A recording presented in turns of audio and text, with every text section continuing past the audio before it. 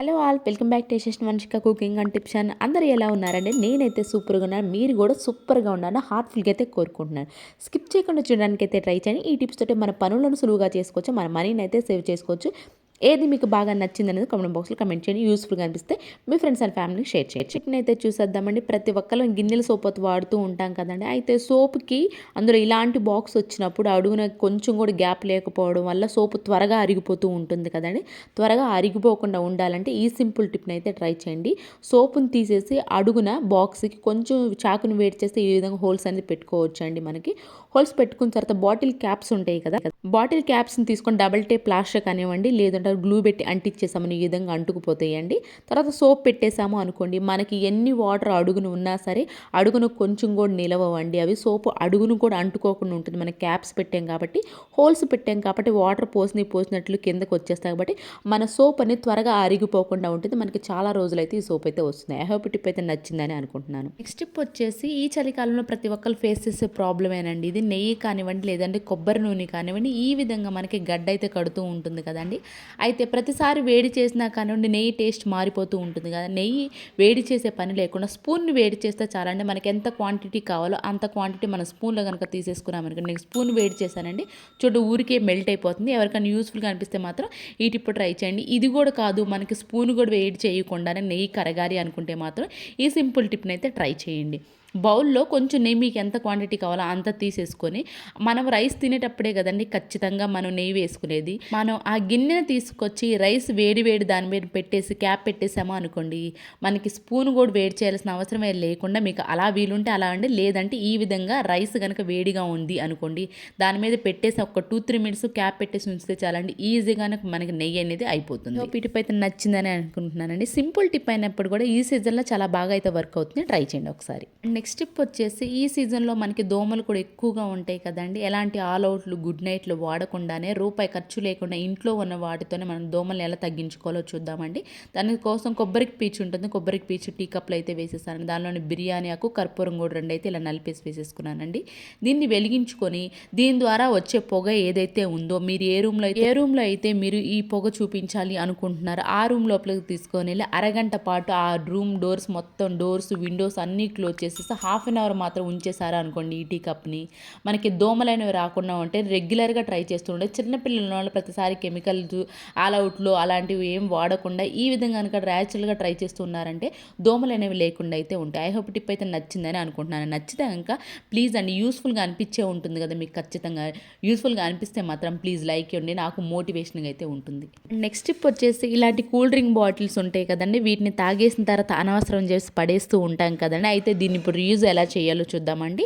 చాకును కొంచెం వేడి చేసాము అనుకోండి, పైన క్యాప్ వరకు ఉంటుంది కదండి, అక్కడ వరకు నేనైతే దీన్ని కట్ చేసేసానండి. తర్వాత ఇక్కడ మధ్యలో కొంచెం హోల్ అయితే చేసుకున్నాను చిన్నది. దాని తర్వాత బ్యాక్ సైడ్ ఉంటుంది కదండి, బ్యాక్ సైడ్ కూడా కొంచెం చిన్న చిన్న హోల్స్ అయితే చేసేసుకున్నానండి. తర్వాత దేనికి ఉపయోగిస్తాం అనుకుంటున్నారా, మన గిన్నెల స్టాండ్ ఉంటుంది కదండి, పురికొస ఉంటుంది కదా, పురికొసతోటి ఈ విధంగా కట్టేసామనుకోండి, స్పూన్స్ పెట్టుకోవడానికి మంచి స్టాండ్ లాగా అయితే ఉంటుందండి. మామూలు గిన్నె స్టాండ్లో స్పూన్స్ కనుక వేసేసామని కింద పడిపోతూ ఉంటుంది కదండి, అలా కాకుండా ఈ విధంగా మనం బాటిల్ కట్ చేసి పెట్టేసుకున్నామే అనుకోండి, స్పూన్స్ వేసుకోవడానికి మంచి హోల్డర్ లాగా అయితే ఉంటుంది. ఇది కూడా నచ్చితే ఏది బాగా నచ్చిందో కమెంట్ బాక్స్లో కమెంట్ చేయండి. నెక్స్ట్ టిప్ వచ్చేసి నాన్ స్టిక్ ప్యాన్స్. ఇప్పుడు ప్రతి ఒక్కళ్ళు యూజ్ చేస్తూ ఉన్నాం కదండి. అయితే నాన్ స్టిక్ ప్యాన్లు ఎప్పుడైనా సరే ఫ్రై ఐటమ్ కానివ్వండి, ఏదైనా కర్రీ కానీ చేసుకున్నప్పుడు ఆయిల్ ఎక్కువ కనుక ఉంది అనుకోండి, దీన్ని ఈ విధంగా క్లీన్ చేయకుండా డైరెక్ట్ కనుక స్క్రబ్బర్తో క్లీన్ చేసాము అనుకోండి, స్క్రబ్బర్తో మనం ఆయిల్ పోవడానికి ఎక్కువసేపు రుద్దాల్సి వస్తుందండి. దానివల్ల మన నాన్ స్టిక్ ప్యాన్ కూడా త్వరగా పాడయ్యే ఛాన్స్ ఉంది అండి. అలా కాకుండా ఫస్ట్ దీన్ని ఇలాగే వేయకుండా ఆయిల్ ఏదైతుందో టిష్యూ పేపర్తో కానివ్వండి, లేదు అంటారు న్యూస్ పేపర్తో కనుక ఫస్ట్ క్లీన్ చేసి ఆ తర్వాత మనం స్క్రబ్బర్తో క్లీన్ చేసుకున్నామే అనుకో, నాసేపు మనకు స్క్రబ్బర్తో క్లీన్ చేయకుండానే ఈజీగా నీట్గా అయితే క్లీన్ అయిపోతుంది. దానివల్ల మన నాన్ స్టిక్ ప్యాన్ కూడా పాడవద్దు. ఐ హోప్ ఈ టిప్ కూడా నచ్చితే కనుక ప్లీజ్ మీ ఫ్రెండ్స్ అండ్ ఫ్యామిలీకి షేర్ చేయండి. నెక్స్ట్ టిప్ వచ్చేసి దోశ ప్యాన్స్ ఉంటాయి కదా, ఇవి చాలా కాస్ట్లీ అయితే కొంటూ ఉంటాం కదండి. అయితే మనం రిపీటెడ్గా వీటిని స్క్రబ్బర్తో సోప్తో కనుక క్లీన్ చేస్తున్నామంటే దోశ ప్యాన్ మనకి 1 ఇయర్గా పాడైపోయే ఛాన్స్ అయితే ఉంటుంది కదండి. మనకి చాలా ఇయర్స్ రావాలి అని అనుకుంటే మాత్రం ఎవరైనా ఉన్నారనుకుంటే ఈ సింపుల్ సింపుల్ టిప్ని అయితే ట్రై చేయండి. దోశ మనం పిండి వేసుకున్నామంటే ఖచ్చితంగా 3-4 డేస్కి ఒకసారి వేసుకుంటూ ఉంటాం కదా, అట్లీస్ట్ 3 డేస్కైనా దోశ పిండి వేసుకుంటూ ఉంటాం కదండి. ఈరోజు మీరు దోశలు వేసుకున్నారే అల్లారిన తర్వాత కవర్లో పెట్టేసేసుకోండి, ఎలాంటి క్లీన్ చేయకుండా. నెక్స్ట్ డే మార్నింగ్ మళ్ళీ దోశలు వేసుకుంటాం కదండి, అప్పుడు దోశ ప్యాన్ పైన పెట్టేసేసుకొని గ్యాస్ పైన కొంచెం గోరువెచ్చలు రాగానే ఎలాంటి స్క్రబ్బర్ వాటర్తో వాష్ చేయకుండా ఈ విధంగా టిష్యూ పేపర్తో కానివ్వండి, లేదు అంటారా న్యూస్ పేపర్తో కానివ్వండి, ఈ విధంగా ఆయిల్ ఏదైతుందో క్లీన్ చేసేసుకున్నామని చాలా నీట్గా అయితే క్లీన్ అయిపోతుందండి.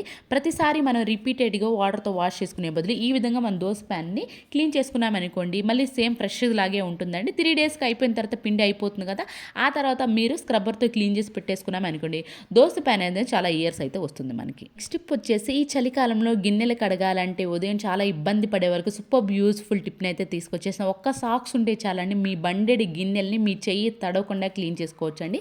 ఎలా క్లీన్ చేయాలనేది చూద్దామండి. దానికోసం ఇలాంటి నేను పక్క గిన్నె అయితే క్లీన్ చేసి చూపిస్తున్నాను చూడండి.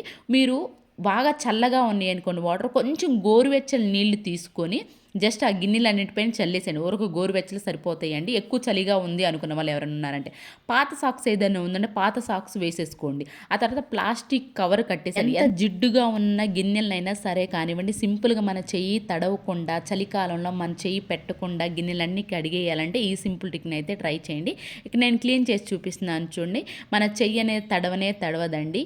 కొంచెం కూడా మన చేతికి వాటర్ అనేది అంటకుండా ఎవరైనా ట్రై చేయాలి, ఉదయాన్నే ఇబ్బందిగా ఉంది అనుకునే వాళ్ళు ఎవరైనా ఉన్నారు అంటే ఈ సింపుల్ ట్రిక్ని అయితే చేయండి. మన చెయ్యి చూపిస్తున్నాను చూడండి, కొంచెం కూడా తడవదా. ఎట్ ద సేమ్ టైం కొంతమందికి మనకి ఏదైనా దెబ్బ తగిలినా కానివ్వండి, ఈ చలికాలంలో ఇబ్బందిగా ఉంటుంది కదా, అలాంటి వాళ్ళు కూడా ఈ విధంగా సాక్స్ వేసి కనుక క్లీన్ చేసుకున్నారే అనుకోండి, మన చెయ్యి తడపకుండా ఎన్ని గిన్నెలనైనా ఈజీగా అయితే క్లీన్ చేసుకోవచ్చు. ఇక్కడ ఒక చెయ్యికి మాత్రం వేసుకొని చూపిస్తున్నానండి. మీరు ఖచ్చితంగా గిన్నెలు క్లీన్ చేసుకోవాలి, మన చెయ్యి తడవకుండా ఉండాలి, ఇబ్బంది పడకుండా ఉండాలి అని 2 చేతులకు వేసుకొని ఈ విధంగా క్లీన్ చేసుకున్నారే అనుకోండి, మన చెయ్యి పెట్టుకుని గిన్నెలు అయితే క్లీన్ అయిపోతాయి. ఐ హోప్ ఇటు నచ్చింది. నాకు టిప్ వచ్చేసి టీ బౌల్లో ఉంటాయి కదండి, ఇవి ఎంత నీట్గా క్లీన్ చేసినా కానీ ఆ స్క్రూలు ఉంటాయి కదా, వాటి దగ్గర కొంచెం అయితే ఉంటుంది కదా నలుపుగా, అండ్ అలానే బ్యాక్ సైడ్ తిప్పినా కానీ ఈ కార్నర్స్లో కూడా కొంచెం గ్యాప్ ఉంటుంది కదండి, గ్యాప్లో కూడా సోప్ కూడా వెళ్ళిపోతూ ఉంటుంది. కొన్నిసార్లు స్క్రబ్బర్లు కూడా ఉంటాయి కదండి, అలాంటప్పుడు ఇలాంటి సేఫ్టీ పిన్నీస్ కానివ్వండి, లేదు అంటారు టూత్ బ్రష్ పాత్ ఏదైనా ఉంది అనుకోండి, వాటితో కనుక మంత్లీ వన్స్ అని సరే ఈ విధంగా క్లీన్ చేసుకుంటూ ఉన్నాయి, ఆ పార్ట్ అనేది చాలా నీట్గా అయితే ఉంటుందని.